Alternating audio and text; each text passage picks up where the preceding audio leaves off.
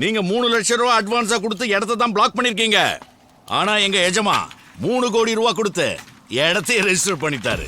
இங்க ஹோட்டல்லாம் கட்ட முடியாது, ஒன்லி விவசாயம். யார் நீ? மலை, அண்ணாமலை. பாட்டு. இந்த இடம் என்ன? இதுக்கு பக்கத்திலேயே பல ஏக்கராவை வாங்கி அந்த இடத்த ஹைடெக் சிட்டியா மாத்தி காட்டுறேன். வேற எங்கெல்லாம் இடம் வாங்கிருக்கீங்க? கொடைக்கானல்ல 200 ஏக்கர் வாங்கிட்டேன், மதுரையில 100 ஏக்கர் வாங்கிட்டேன், சென்னையில 150 ஏக்கர். இப்போ இங்க தமிழ்நாடு பூரா இன்னும் பல இடங்களை வாங்கி காட்டுவேன்.